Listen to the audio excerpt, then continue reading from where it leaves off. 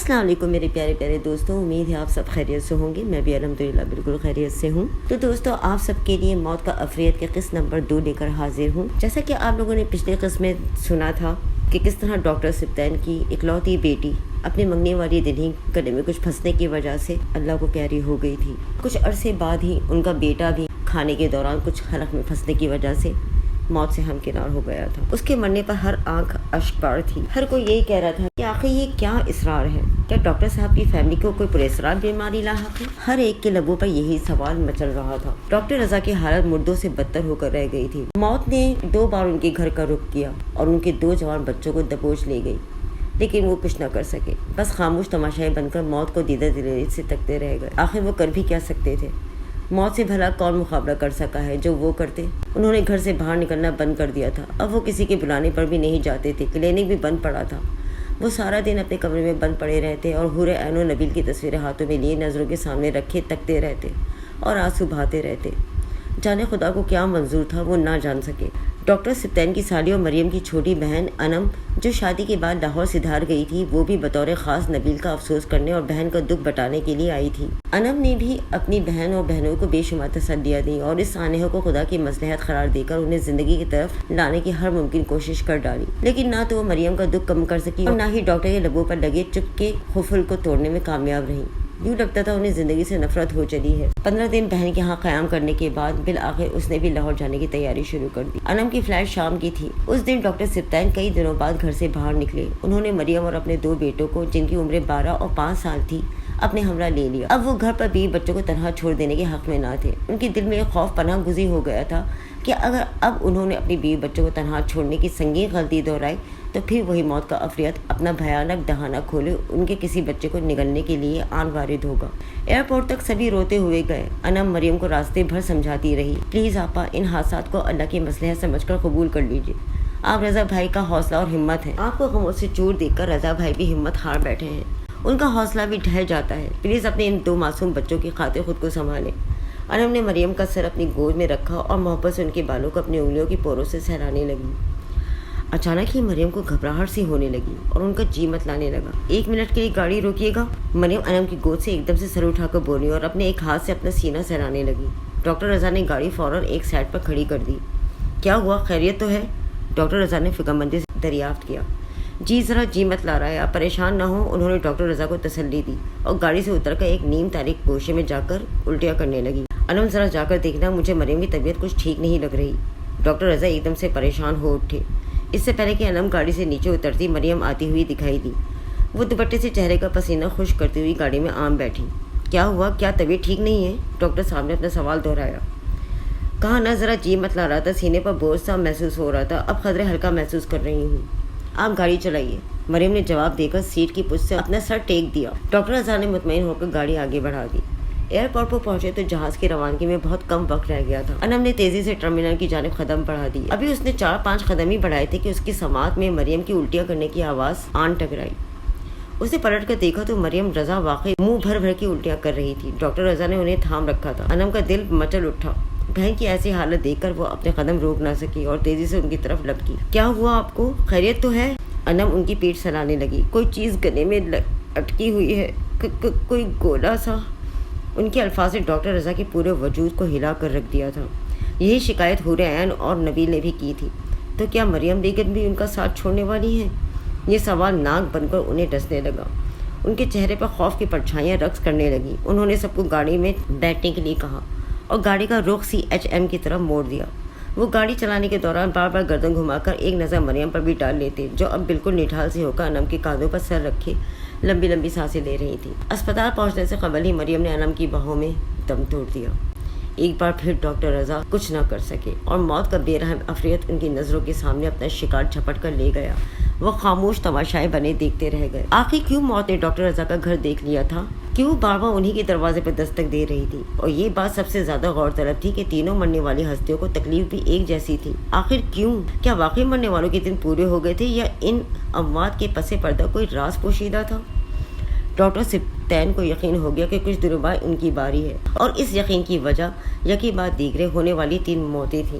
یہی سوچ کر انہوں نے مریم کے بڑے بھائی منصور احمد اور چھوٹی بہن انم کو ایک روز اپنے کمرے میں بلا لیا۔ میرے بعد میرے ان دونوں بچوں کا خیال رکھنا، انہیں کبھی میری اور مریم کی کمی محسوس نہ ہونے دینا۔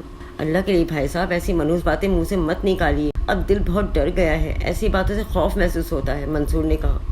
منصور بھائی ٹھیک کہہ رہے ہیں، آپ ایسی مایوسی کی باتیں نہ کریں، اللہ آپ کو لمبی عمر عطا فرمائے، آپ ہی کو ان بچوں کا سہارا بننا ہے، انم نے خلوص دل سے کہا۔ حقیقت سے فرار ممکن نہیں، اور حقیقت یہ ہے کہ اب میری باری ہے، اور میں جانتا ہوں کہ میری موت بھی حور عین اور نبیل اور مریم کی طرح بہت اذیت ناک ہوگی۔ میرے حلق میں بھی کوئی نادیدہ چیز اٹک کر میری موت کا سبب بنے گی، اور لمحوں کے اندر اندر میرے یہ دونوں بچے یتیم ہو جائیں گے، کوئی کچھ نہیں کر سکے گا، اور خدا جانے بے رحم موت ان 2 معصوموں پر بھی ترس کھائے گی یا نہیں۔ ہو سکتا ہے میرے پاس میرے ان دونوں بچوں کی باری آ جائے، لیکن جب تک ان کی زندگیاں ہیں تم لوگ ان کا بہت خیال رکھنا۔ انہوں نے اس قدر کرب سے آخری الفاظ ادا کیے کہ انم و منصور کے دل بھی لرز اٹھے۔ انہوں نے محبت کے خزانے لٹاتی نظروں سے اپنے دونوں بچوں کی طرف دیکھا جو بڑی گہری نیند سو رہے تھے۔ ڈاکٹر رضا نے جھک کر باری باری اپنے دونوں بچوں کو پیار کیا۔ میرا سب کچھ میرے ان دونوں بچوں کا ہی ہے، اور ان کے بعد میری تمام دولت اور جائیداد کسی مستحق ادارے کو عطیہ کر دینا، بس یہی میری وصیت ہے جو میں نے اپنی پرسنل ڈائری میں بھی لکھ کر رکھ دی ہے، ڈاکٹر رضا نے کہا۔ بھائی صاحب آپ کسی عامل سے رجوع کیوں نہیں کرتے؟ انم نے ایک مدہوم سی امید سے کہا۔ عامل سے؟ انہوں نے ناسمجھی سے کہا۔ یہ جادو ٹونے کا چکر بھی تو ہو سکتا ہے، ممکن ہے کسی نے دشمنی میں یا حسد میں آپ کے ساتھ یہ بھیانک کھیل کھیلا ہو۔ انم کی بات پر چپ سے ہو گئے۔ میرا تو خیال ہے کہ آپ مزید دیر نہ کریں، میں ایک بہت اچھے عامل کو جانتا ہوں، اگر آپ کی اجازت ہو تو میں ان سے آپ کی اس مسئلے پر بات کروں۔ منصور نے اجازت طلب نظروں سے ان کی طرف دیکھا۔ وہ کیا جواب دیتے، انکار کی پوزیشن میں نہ تھے، اس صورتحال نے انہیں بھی بری طرح سے بوکھلا کر رکھ دیا تھا۔ وہ خاموشی کی چادر اوڑھے ہی بیٹھے رہے۔ منصور نے ان کی خاموشی کو اخراج جان کر پہلی فرصت میں ایک عامل پیر صاحب سے رجوع کیا۔ منصور کی زبانی تمام حالات سن کر شاہ صاحب نے صرف اتنا کہا، میں ڈاکٹر صاحب سے ملنا چاہوں گا۔ منصور نے ڈاکٹر صاحب کو بمشکل تمام راضی کیا، اور دوسرے دن وہ اپنے ساتھ شاہ صاحب کے گھر لے گئے۔ شاہ صاحب نے ڈاکٹر سے کچھ نجی اور کچھ ان کے پیشے سے متعلق سوالات کیے، اور ان کے جوابات سن کر کہا، کسی بدخواہ نے آپ کی بیٹی پر سفلی عمل کروایا تھا۔ یہ عمل اس قدر بھاری اور جلالی تھا کہ لڑکی کی زندگی بھیڑ لینے کے باوجود اس عمل کا اثر زائل نہ ہو سکا۔ آسان لفظوں میں یوں سمجھ لیجئے کہ آپ کے کسی دشمن نے سفلی عمل کی ایک ایسی آگ بھڑکا دی ہے کہ اس آگ میں آپ کی بیٹی کی زندگی جلنے کے باوجود سفلی عمل کی وہ آگ بجھ نہ پائی۔ بجھنا تو دور کی بات ہے، آگ معمولی سی بھی ٹھنڈی نہیں پڑی ہے۔ وہ آگ مزید بھیڑ کی طلبگار، اور بھیڑ کا یہ سلسلہ اس وقت تک جاری رہے گا جب تک آپ کے خاندان کا ایک ایک فرد زندہ ہے۔ شاہ صاحب کی بات نے انہیں حیرت کے ساتھ ساتھ خوف کے حوالے بھی کر دیا۔ منصور اور ڈاکٹر رضا کو خاموش دیکھ کر شاہ صاحب نے خود ہی کہنا شروع کر دیا، اس سفلی عمل کا توڑ موجود ہے۔ بابا کی اس بات پر ڈاکٹر رضا کے چہرے پر مسرت کی سرخی دوڑ گئی۔ آپ کو کیسے علم ہوا کہ یہ خوفناک عمل حور عین بیٹی پر کیا گیا تھا؟ منصور احمد نے دریافت کیا۔ آسان سی بات ہے، جو انسان پہلے اس عمل کا شکار ہوتا ہے، عمل دراصل اسی پر کیا گیا ہوتا ہے، اور حور عین اس عمل کی پہلی شکار تھی۔ بابا وہ بدخواہ یا کوئی اپنا ہے؟ منصور احمد نے یوں ہی ایک سوال کر ڈالا۔ اپنے ہی گراتے ہیں نشے من پر بجلیاں، بابا نے مسکراتے ہوئے جواب دیا۔ کیا میں آپ کی بات کا یہ مطلب لوں کہ اس عمل کے پس پردہ کسی اپنے کا ہاتھ ہے؟ منصور احمد نے اپنی ذہنی الجھن دور کرنی چاہیے۔ قطعی نہیں، آپ میری اس بات سے قطعی یہ نتیجہ اخذ مت کیجیے۔ میں تو صرف اتنا جانتا ہوں کہ یہ عمل کرنے یا کروانے والا کم از کم کوئی مسلمان ہرگز نہیں ہو سکتا۔ وہ کیوں؟ ڈاکٹر رضا کے لبوں سے ادا ہوا۔ وہ اس لیے کہ سفلی اور کالے جادو بہت گندے ہوتے ہیں، نحس اور ناپاک چیزوں کا استعمال کر کے انجام دیے جاتے ہیں، اور مسلمان کبھی نحس اور ناپاک چیزوں کے قریب نہیں رہ سکتا۔ شاہ صاحب نے جواب دیا۔ کیا آپ اس عمل کے کرنے والے کا نام نہیں بتا سکتے؟ منصور احمد ایک ہی صدا پکڑے ہوئے تھے۔ برخودار نام سے زیادہ ضروری اس سفلی عمل کا جلد از جلد کوئی توڑ کرنا ہے۔ پیر بابا نے اپنی واسکٹ کی جیب میں ہاتھ ڈال کر 4 میخیں نکالی اور کہا، ان چاروں میخوں کو اپنے مکان کے چاروں کونوں میں گاڑ دینا۔ انہوں نے کچھ پڑھ کر ان میخوں پر پھونکا تھا۔ انشاءاللہ اب کچھ نہیں ہوگا، پیر بابا نے مسکرا کر ڈاکٹر رضا کے کاندھے پر ہاتھ رکھ کر انہیں بھرپور یقین سے کہا۔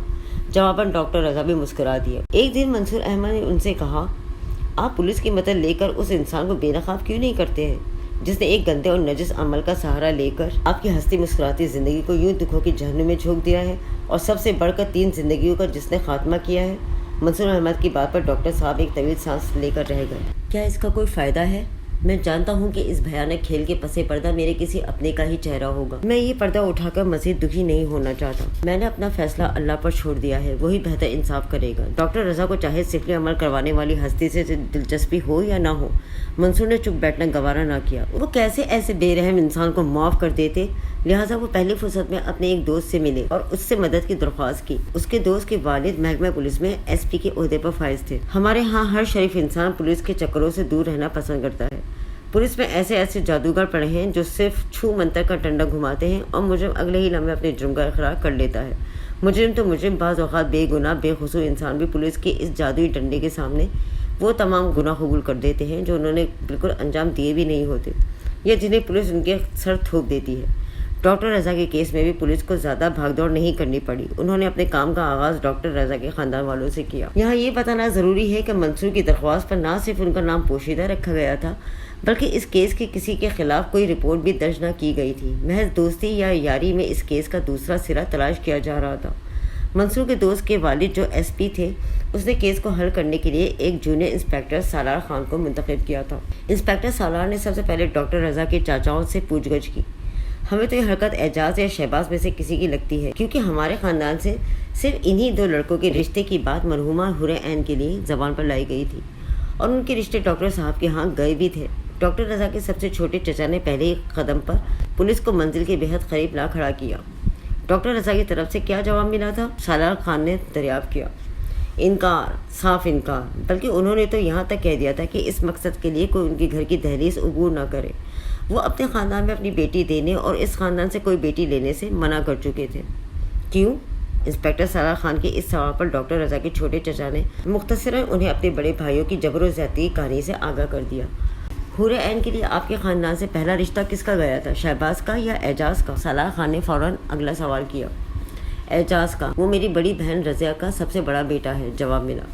جب اس سلسلے میں رضیہ بیگم سے سوال کیا گیا تو انہوں نے بے خوف پولیس کو یہ جواب دیا، بے شک یہ میری خواہش تھی کہ رضا کی بیٹی حور عین میرے بڑے بیٹے اعجاز کی بیوی اور میری بہو بنے۔ یہ خواہش اسے پہلی بار دیکھتے ہی میرے دل میں پیدا ہوئی تھی، اور میں نے اپنی اس خواہش کا اظہار سفتین رضا سے کر دیا، لیکن اس نے انکار کر دیا۔ وقتی طور پہ مجھے اس کا انکار بہت برا لگا، میرا دماغ جل اٹھا، لیکن جب میں نے ٹھنڈے دل و دماغ سے غور کیا تو مجھے اس کا رویہ اور اس کا انکار اور اس کا جواب اپنی جگہ بالکل درست لگے۔ ہم نے کون سے اس سے اچھا سلوک کیا تھا؟ رشتے سے انکار پر آپ کے خاندان سے بدلہ لینے کی خواہش نے جنم لیا ہوگا، اور آپ نے اس مقصد کے لیے جادو ٹونے کو بہتر ہتھیار سمجھ کر استعمال کرنے کا سوچا۔ انسپیکٹر سالار کی اس بات پر رضیہ بیگم کے لبوں پر مسکراہٹ ابھر آئی۔ لاکھ کوشش کے باوجود انسپیکٹر ان کے چہرے پر گھبراہٹ یا کسی بھی قسم کی پریشانی کے تاثرات کو نہ پا سکے۔ میں نے عرض کیا نا کہ میرا غصہ وقتی طور پر تھا۔ وہاں سے انکار کے 1 مہینے کے اندر میں نے اپنے بیٹے اعجاز کی بات اپنی سہیلی کی بیٹی سے پکی کر لی، اور 2 مہینے بعد اس کی دلہن لے آئی۔ رضیہ بیگم نے جواب دیا، ممکن ہے یہ حرکت آپ کے بیٹے نے کی ہو؟ اگر اس نے حور عین کو دیکھا ہوتا تو اس پر شک بھی کیا جا سکتا تھا۔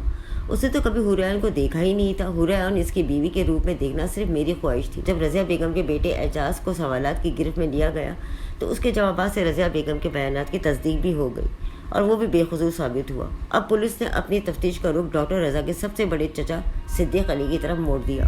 مجھے نہیں معلوم کہ شہباز نے حور عین کو پہلے کب اور کہاں دیکھا تھا، لیکن وہ ہاتھ دھو کر ہمارے پیچھے پڑ گیا تھا کہ ہم حور عین کے لیے اس کا رشتہ لے کر جائیں۔ انہی دنوں رضا سے ہمارے تعلقات دوبارہ قائم ہوئے تھے۔ میں نے اپنے بخار کے لیے دوا لینے کے لیے اتفاق سے رضا کے کلینک گیا تھا۔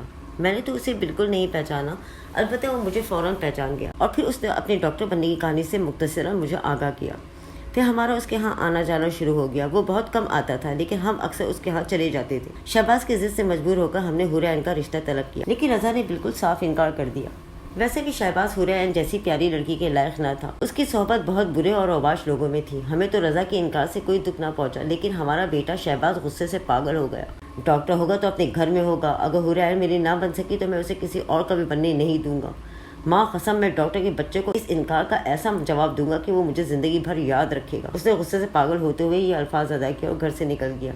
2 ہفتے گزر گئے، وہ پلٹ کر نہیں آیا۔ اس کی یہ عادت تھی کہ وہ اکثر بات بے بات غصہ کر کے گھر سے نکل کھڑا ہوتا تھا اور 2 ہفتے بعد لوٹ آتا تھا۔ اس بار بھی ہم نے اس کے گھر سے جانے کا کوئی خاص نوٹس نہ لیا۔ سچ پوچھیے تو میں خود اس سے اس قدر عاجز آ چکا تھا کہ میری بھی یہ خواہش ہو چلی تھی کہ وہ کسی دن ایسا جائے کہ کبھی پلٹ کر اس گھر میں نہ آئے، لیکن میری یہ خواہش کبھی پوری نہ ہوتی۔ 2 ہفتے بعد وہ لوٹ ہی آیا کرتا تھا۔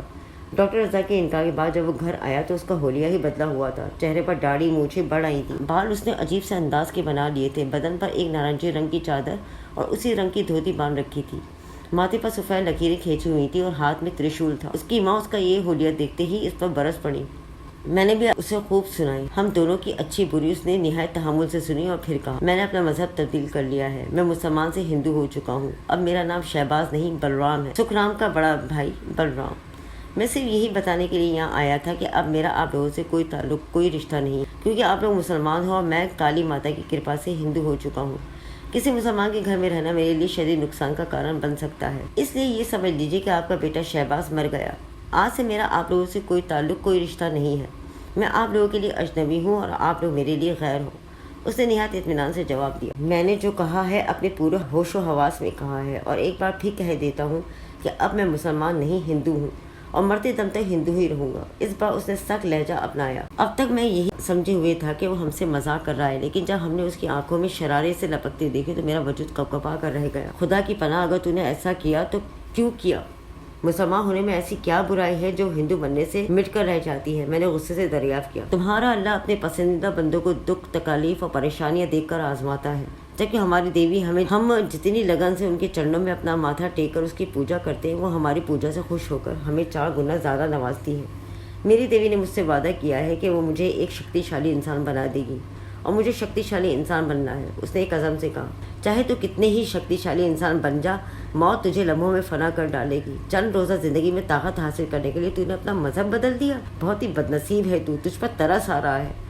दुनिया तो तेरी पहले ही खराब थी, मुसलमान से हिंदू बनकर तूने अपनी आखिरत भी खराब कर डाली है। ठीक है, ना तुम हमारे बेटे हो और ना ही हम तुम्हारे माँ बाप। आज से हमारा हर रिश्ता खत्म। हम मर भी जाएं तब भी तुम ना तो हमारे घर के अंदर कदम रखोगे और ना ही हमारी शक्लें देखने की तुम्हें इजाजत है। अब तुम दफा हो जाओ। और उसे धक्के देकर अपने घर से निकाल दिया। आज इस बात को महीनों गुजर चुके हैं और आप यकीन कीजिए हमने उस दिन के बाद दोबारा कभी उसकी सूरत नहीं देखी। क्या आप उसके हिंदू दोस्त सुखी राम का घर का पता दे सकते हैं? सिद्दीक अली ने फौरन एक कागज पर सुखी राम का एड्रेस लिखकर उसके हवाले कर दिया। जब पुलिस ने सुखी राम के घर पर दस्तक दी तो दरवाजा खोलने वाली हस्ती दुबले पतले और सड़ियल से सुखी राम की ही थी। पुलिस को देखकर उसकी छोटी छोटी आंखें फट कर रह गईं और चेहरे पर खौफ की परछाइयां रक्स करने लगी। शहबाज है? इंस्पेक्टर सलाह ने जरा सख्त से लहजे में पूछा। पुलिस से खौफजदा होने के बावजूद उसने ठिठाई से कहा, कौन शहबाज? अबे वो कौन का बच्चा, मैं तो बलराम के बारे में पूछ रहा हूँ, सीधी तरह बताता है या दूं एक?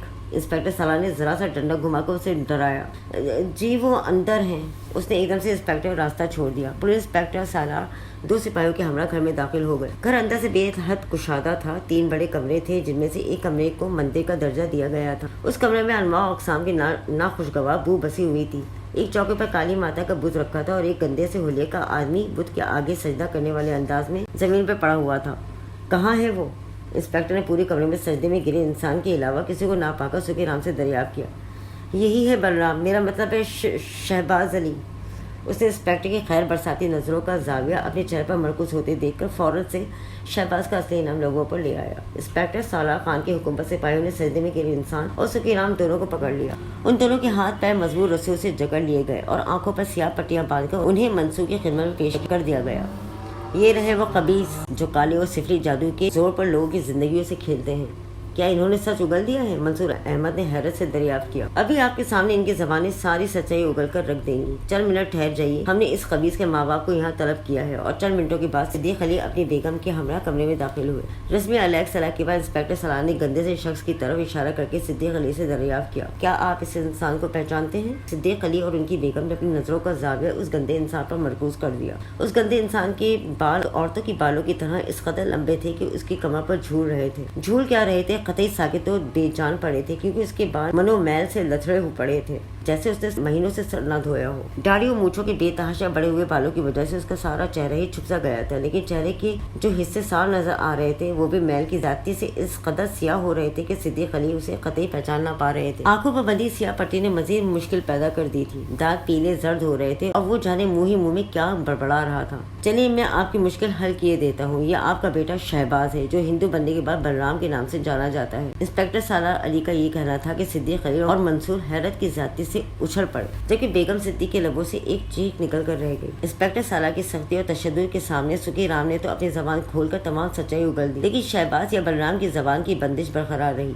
वो पुलिस की मार खाकर बावले कुत्ते की माने गुर्राता रहा, रस्सियों की जकड़न से आजाद होने की कोशिश करता रहा, लेकिन जबान से एक लफ्ज भी अदा न किया। उसे काली माता ने बोलने से मना किया है। पुलिस की ज्यादती बर्दाश्त न करके सुखीराम बोल पड़ा, तुझे तो काली माता ने बोलने से मना नहीं किया है ना, तू बता सच्चाई क्या है। साला खान ने सुखीराम की गर्दन की एक हसास नस को दबाते हुए कहा। वो अजहर की ज्यादती से बिलबिला उठा और फौरन कहना शुरू कर दिया, ये अक्सर हमारे यहाँ आता रहता था। इसकी दोस्ती मुझसे कम और मेरे बापू से ज्यादा थी।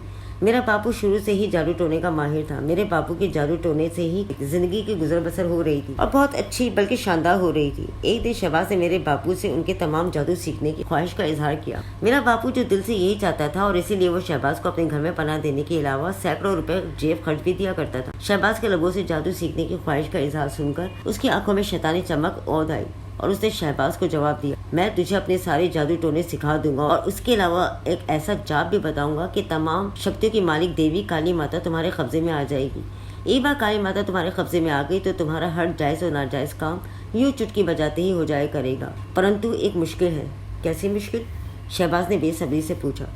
तू मुसलमान जो है, और काली माता को कोई मुसलमान काबू नहीं कर सकता, बल्कि काली माता किसी मुसलमान के काबू में आ ही नहीं सकती। वो मुसलमान से बिदकती है, दूर भागती है। काली माता को कोई जवान ही काबू कर सकता है। मैंने इस उम्र में भी काली माता को काबू करने की बहुत कोशिश की, लेकिन मुझे कामयाबी ना हुई। मेरे सुखी राम को मेरा ये जादू टोने का काम पसंद नहीं है, वरना मैं अपना सारा इल्म उसे देकर जाता। पर अब मुझे उम्मीद की एक किरण तेरी सूरत में नजर आई है। अगर तू अपना मजहब बदल ले, मुसलमान से हिंदू हो जा, तो मैं तुझे अपना सारा इल्म देने को तैयार हूँ, और सबसे बढ़कर काली शक्तियों की मालिक देवी काली माता तेरे कब्जे में आ जाएगी। मेरे लिए मजहब बदलना आसान नहीं है। मेरे खानदान वाले तो क्या, मेरे माँ बाप भी मुझे हिंदू के रूप में कबूल नहीं करेंगे। उनका रद्द-ए-अमल बहुत शदीद हो सकता है। वो मुझसे कोई ताल्लुक रखना पसंद नहीं करेंगे। शहबाज ने अपने खदशे का इजहार किया। मेरे बापू के लबों पर अय्याराना मुस्कुराहट की बारीक सी लकीर खिंचकर रह गई। हिंदू बन जाने के बाद तुम्हें उनसे कोई ताल्लुक रखने की जरूरत ही ना पड़ेगी। तुम मेरे बेटे बनकर मेरे इस घर में रहोगे, और मैं तुम्हें अपने सारे जादू सिखा दूंगा। शहबाज ने फौरी तौर पर कोई जवाब ना दिया और चुप से इख्तियार कर ली, लेकिन मेरे बापू ने उस दिन के बाद से उसकी जान ही पकड़ ली, और जितने दिन वो हमारे यहाँ रहा, मेरा बापू उसे मजहब बदलने पर राजी करता रहा। दूसरी बार जब शहबाज अपने माँ बाप से लड़ झगड़ कर हमारे यहाँ आया तो वो बहुत गुस्से में था, और वो मेरे बापू की हर बात मानने को तैयार दिखाई दे रहा था। पूरी बात का तो मुझे इल्म नहीं, लेकिन मैंने उसके लबों से ये जुमला सुना था कि मैं चाहता हूँ जब तक वो जिंदा रहे बस खून के आंसू बहाता रहे।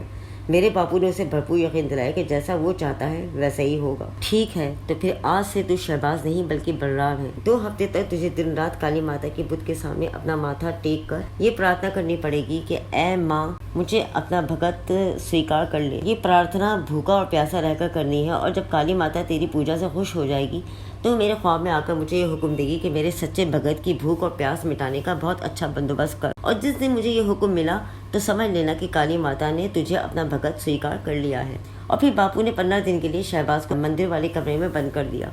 उसे रोजाना एक सूखी रोटी का चौथाई हिस्सा खाने को दिया जाता, और उसके हलक में महज इतने पानी के खतरात टपकाए जाते कि उसकी आत्मा शरीर की खैर से फरार न हो। मुझे उसकी यह हालत देखकर बहुत दुख पहुंचता था। मैंने कई बार बापू से कहा, तुम ये ठीक नहीं कर रहे हो, लेकिन बापू हमेशा मुझे मार कर चुप करवा देता। बिल आखिर शहबाज अपने इम्तिहान में कामयाब रहा, और काली माता ने उसे अपना भगत स्वीकार कर लिया। बापू ने उससे कहा कि वो अपने माँ बाप से अपना हर ताल्लुक, हर रिश्ता खत्म करके आ जाए, क्योंकि अगर इस पर किसी मुसलमान का साया रहेगा तो काली माता उसके काबू में नहीं आएगी। उसने ऐसा ही किया और अपने माँ बाप से हर ताल्लुक खत्म करके बापू के कदमों में आ गया। बापू ने उसे अपने सारे काले और सफेद जादू सिखाए और उसे अपने धंधे से लगा दिया। और फिर एक दिन उसकी ख्वाहिश पर बापू ने उसे काली माता को काबू करने के जाप भी बता दिए। मुझे इस जाप की मुकम्मल तफसील तो नहीं मालूम, लेकिन इतना पता है ये जाप बेलिबास होकर शमशान घाट में किसी मरने वाले के शरीर की तमाम राख अपने शरीर पर मल कर अंजाम दिया जाता है। राख उसे बापू ने ही दी थी। उस जाप का सबसे बड़ा पहलू ये है कि 40 दिन की इस जाप में खाने पीने की चीजें गैब से आती हैं, और जो भी अच्छी बुरी चीज आती है मंत्रकारी को वो खानी और पीनी पड़ती है। अगर मंत्रकारी गैब से आने वाली इन चीजों को खाने से जरा सा भी हिचकिचाता है, ये कराहियत महसूस करता है, तो उसी वक्त उसकी मौत वाकई हो जाती है। और गैब से ऐसी गंदी गंदी चीजें आती हैं कि कोई इंसान उन्हें खाने के बारे में सोच भी नहीं सकता, जैसे मरा हुआ चूहा, कुत्ता, बिल्ली, छिपकली या ऐसे ही कोई और जानवर। पीने के लिए उन्हें जानवरों का खून आता है, लेकिन बापू ने ये कहकर शहबाज को ख्याल कर लिया कि ये सब नजरों का फरेब है। जब तुम इन जानवरों को खाओगे तो तुम्हें बहुत स्वाद आएगा, اور ان کا خون پی کر ایسا لگے گا جیسے تم کوئی طاقت والا مشروب پی رہے ہو۔ جانے اس نے یہ سب کیسے کر لیا، اس کا جاب کامیاب ہو گیا، کالی ماتا اس کے قابو میں آ گئی اور وہ خوشی سے پاگل سا ہو گیا۔ اس نے سب سے پہلے کالی ماتا سے ڈاکٹر سپتان رضا سے بھیانک انتقام لینے کی اچھا ظاہر کی۔ کالی ماتا نے اسے خواب میں آ کر صرف یہ عمل بتایا، میں نے اسے یہ خطرناک عمل کرنے سے سختی سے روکا، لیکن یہاں بھی باپو جی میری راہ میں حائل ہو گئے اور مجھے ایک کمرے میں بند کر دیا گیا۔ اگر میں یہ عمل رکوانے میں کامیاب ہو جاتا تو کالی ماتا اپنے حکم کی خلاف ورزی پر اس کی جان لے لیتی۔ کالی ماتا کی روح کو قابو کرنے والے پر ہر حال میں کالی ماتا کا ہر حکم پورا کرنا ضروری ہوتا ہے۔ بصورت دیگر کالی ماتا غضب میں آ کر اس انسان کی جان لے لیتی ہے یا پھر اسے کوئی بھی عبرتناک سزا دیتی ہے۔ کالی ماتا کا بتایا ہوا عمل بہت ہی بھاری اور اس کی طرح کا بے حد غضبناک تھا جو ڈاکٹر صاحب کی پوری فیملی کو نگل گیا۔ سکھی رام نے نہایت کرب سے اپنی بات پوری کی۔ یہ تیرے باپ نے میرے بیٹے کو کیا سے کیا بنا دیا ہے، ذرا اس کی ظاہری حالت تو دیکھو، اتنا گندا تو جانور بھی نہیں رہتا ہوگا۔ بیگم صدیق رو سی پڑی۔ کالی ماتا کے بھگت ایسے ہی ہوتے ہیں، کالی ماتا کے حکم کے بغیر نہ وہ کچھ کھا سکتے ہیں، نہ اپنی مرضی سے کہیں جا سکتے ہیں، نہ کسی سے بات کرتے ہیں، نہ اپنی نیند سو سکتے ہیں، نہ اپنی مرضی سے جاگتے ہیں، اور تو اور وہ اپنی مرضی سے اس وقت نہا بھی نہیں سکتے جب تک کہ کالی ماتا کا حکم نہ ہو۔ یہ اس قدر گندا اسی لیے ہے کہ اسے ابھی کالی ماتا کی طرف سے نہانے کا حکم نہیں ملا ہے۔ سکھی رام نے جواب دیا، ارے بھاڑ میں جائے، تیرا عمل میرے بچے کو انسان سے جانور بنا دیا ہے، اللہ غارت کرے، تم بار بار اسے میرا بیٹا کیوں کہہ رہی ہو؟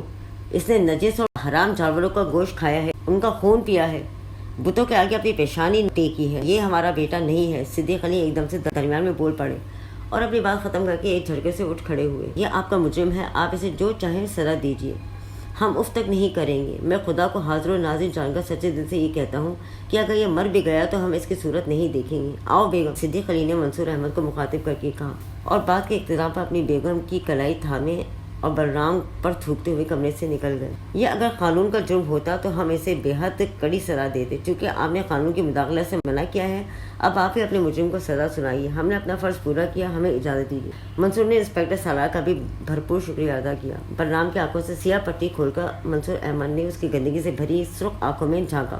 وہ بدستور خوفناک غراہٹیں خارج کر رہا تھا اور رسی کی جکڑن سے اپنے ہاتھ پاؤں آزاد کرنے کی کوشش میں مصروف عمل تھا۔ اس کی گندی خوفناک سرخ آنکھوں میں نفرت کی ایک آنکھ لپیٹیں مار رہی تھی۔ منصور چند لمحوں سے زیادہ اس کی آنکھوں میں نہ جھانک سکے۔ تم ہی بتاؤ اب میں اس کے ساتھ کیا کروں، اسے کیا سزا دوں؟ دل تو چاہ رہا ہے اسے جان سے مار ڈالوں، لیکن یہ اس کے لیے کوئی سزا نہیں ہوگی۔ میں اسے ایسی سزا دینے کا خواہش مند ہوں کہ جب تک یہ زندہ رہے دوسروں کے لیے عبرت کا نشانہ بنا رہے۔ منصور احمد نے نفرت سے اس کی طرف دیکھا۔ آپ کے گھر میں یہ قطعی بے بس و مجبور ہے، یہاں کالی ماتا اس کی مدد کرنے کو کبھی نہیں آئے گی۔ آپ اسے نہلا دھلا کر اس کے سر اور داڑھی مونچھوں کے بال اور اس کے ہاتھوں پیروں کے ناخن کٹوا کر اپنے گھر سے نکال دیجیے۔ اس کے بعد اسے جو سزا دینی ہوگی کالی ماتا کی بیر آ کر دے دیں گے۔ سکھی رام نے یہ الفاظ ادا کیے تھے۔ بلرام نے بڑا سا منہ پھاڑ کر ایک خوفناک غراہٹ آزاد کی اور ایسی نظر سے سکھی رام کی طرف دیکھا جیسے کسی بھی لمحے کسی خوفوار بھیڑیے کے معنی اس پر جھپٹ پڑے گا اور اسے چیر پھاڑ کر کھا جائے گا۔ منصور احمد نے اسی وقت حجام کو گھر پر طلب کیا اور اس کی حجامت کرنے کا حکم دیا۔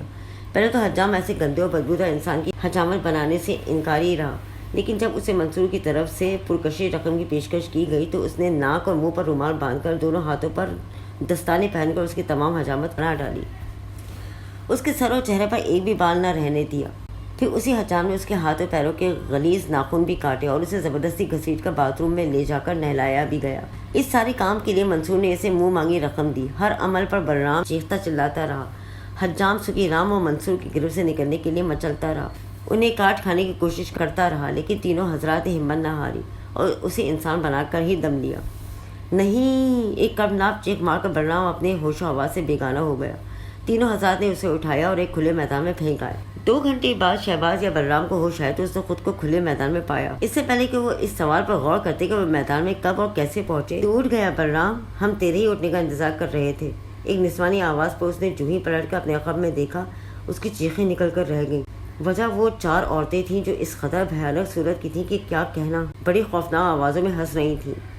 وہ اپنی انڈے جیسی بڑی بڑی لہو رنگ آنکھوں سے اسے بڑی للچائی نظروں سے گھورے جا رہی تھیں۔ نہیں، کوئی مجھے بچائے، کوئی مجھے ان چڑیلوں سے بچائے، یہ مجھے مار ڈالیں گی۔ وہ اٹھ کر سرپٹ بھاگنے لگا۔ چڑیلیں بھی بھیانک آواز میں چیختی چلاتی اور اپنے سینے پیٹی اس کے پیچھے لپکی۔ بلرام آج بھی زندہ ہے اور اس کا دماغ بالکل اب الٹ چکا ہے۔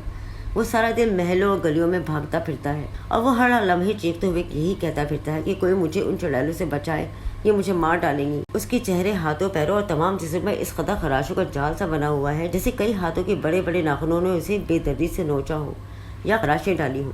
हर नए दिन उसके जिस्म के खराशों में इजाफा ही होता देखा गया और बाज़ पुरानी खराशें जख्म बन गई और इनमें पीप भरने लगी। वो अजियत की जाति से हर रोता बिलखता रहता और कहता था, काली माता के वीर मुझे सोने नहीं देते, मैं सोता हूँ और वो आन मौजूद होते हैं, वो मुझे लाते मार मार को उठाते हैं। शायद वो ये सच ही कहता होगा क्योंकि लोगों का कहना है कि वो 1 या 2 मिनट से ज़्यादा सोए हुए नहीं देखा गया। जाहिर है ऐसी हालत में वो कब तक जिंदा रहेगा, लेकिन जितने दिन भी वो जिएगा निहायत अज़ियत व करम में जिएगा। शहबाज या बलराम अपने इबरतनाक अंजाम को पहुंच गए और खुदा के फजलो करम से डॉक्टर सिप्तान रजा फिर से किसी भयानक हादसे की जद में ना आए, लेकिन उनका दिल इस कदर टूट कर रह गया था कि उन्होंने वो शहर ही छोड़ दिया।